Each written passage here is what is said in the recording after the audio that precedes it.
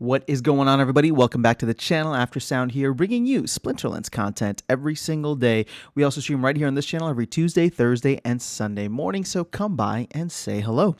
All right, another day, another proposal, or so it seems. I mean, it really just is raining these things. And when I say things, I mean proposals, because we're just getting so many changes, so many updates to the game. Now, this one is a little bit out of left field, but we're going to dive into it. And it involves more DEC and the upcoming changes to the Blood and Power Stones. And if you're not familiar with Blood and Power Stones, that they are used for the Gladius cards and for brawls specifically, although, you know, Gladius cards might be extended out into tournaments at some point, and they're definitely in what is that called? Challenges right now. So Bloodstones and Power Stones are similar to the potions that we have for like Legendary and Gold Foil. So the Bloodstones are what give you a higher chance, I believe double chance of getting a Legendary Gladius card. So similar to the Legendary potions. And you can get those when your guild store reaches level 6. Power Stones, on the other hand, are more for Gold Foil, and you can get those or get access to buying those once you are able to, or once your guild store is at level 8, so level 6 and level 8. Now, most people probably aren't focused as much on the Gold Foil side, or at least not those just starting out, and definitely not for someone like me, although, you know, who knows, maybe in the future that could be fun.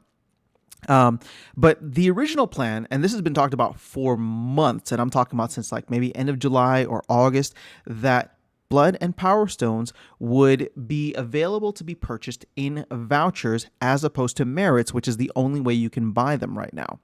So with this pivot from merits not to vouchers, but to DEC, we can see here all of the details. All right. So 150 DEC is what they're planning to charge for each Bloodstone and each Power Stone. At PEG, that comes up to roughly 15 cents a piece. And then all DEC spent for these would be burnt. So a few items to note. The proposal is to replace merits with DEC as the only way. All right. Number 2 here, the appropriate guild store buildings will still be required to have the option to purchase. So you will still need level 6 for Bloodstones and level 8 for Power Stones. This won't be open to any and everybody. So it is encouraging participation in guilds or leveling up your guild. And then lastly here, we propose that the Quest Lodge discounts should apply to Power and Blood and Power Stones purchases just like they do for regular potions. So I am all for it. Okay, so they're saying here now, this is where it gets interesting. To provide some data and context, there have been approximately 17,000 Gladius cases purchased from the guild store over a recent 15-day period. If players bought Blood and Power Stones with DEC to cover the cards in all these packs, that would result in 17 million DEC being burned. Finally, and this is the last thing here, and I'll jump into my thoughts, we want to note that we initially had discussed proposing pricing the stones in voucher tokens rather than DEC. However, we felt it would be better to price in DEC, as that is what we plan for most things, most everything to be priced in going forward, on top of the fact that using vouchers would add additional delays in getting the SPS validators live. I don't know how those two things are connected, but I'm going to take their word for it that, you know, we don't want SPS validators to be delayed any longer.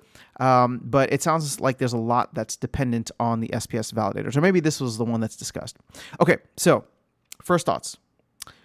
Wow, the Forgotten Child, aka vouchers, continue to get massively pooped on. I mean, these things are just losing utility. They're not just losing utility, they're losing potential utility left and right. I know this stuff is coming, guys. I know this stuff is coming, but it's not here yet, and vouchers are getting inflated to hell. It truly is the worst token in this game, and I hope that once the team is done focusing on SPS, once the team is done focusing on DEC, they can then focus on SPS, and then they can focus on vouchers. Now, DEC and SPS to a certain extent are kind of combined because they want to take all the utility out of SPS and give it to DEC so that once enough DEC starts getting used and we get to a point where people need more and there's not enough in circulation, that the price goes above PEG, people will burn their SPS in order to get it. Maybe not burn there, but they will buy SPS off the market and then burn it for that DEC. Now, vouchers, on the other hand, will need to get something in the future, but maybe this is just what we get, right? Like vouchers essentially are on their way to zero. They'll never get to zero because people will buy them for something, but people might be stocking up for Rebellion. People might be stocking up for I don't know, other potential areas of whatever the case is. So the way that I am viewing this now, and I know I'm talking so much trash about vouchers, but this specific proposal I like. Okay. And let me be very clear. I don't think, they pulled this number out of 17 million DEC. I don't think we're going to get anywhere close to that for a long time because I bought 5 of the probably 17,000 Gladius cases. And my guild doesn't even have, I think we have the level 5 store. So I don't even have access to being able to do that. And I'm sure many others and other guilds who are buying these Gladius cards are in the same boat. Now, sure, you might get, the top 25%, top 20% that are able to start doing this. And so that's great. I mean, we need more DEC syncs. This is another one. I think it's fantastic. And long term, I am all for it. I just don't think that it's going to have the immediate impact that people are expecting. Now, that could all change once SPS Brawl Rewards go live. I do believe that people are starting to really focus on leveling up their guilds, but keep in mind what I love about the guild system and brawling in general and Gladius cards is that it is soulbound.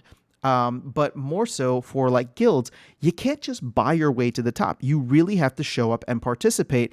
And, we're winning, I don't know, 50, was it maybe 50 crowns or something per brawl, maybe even less than that.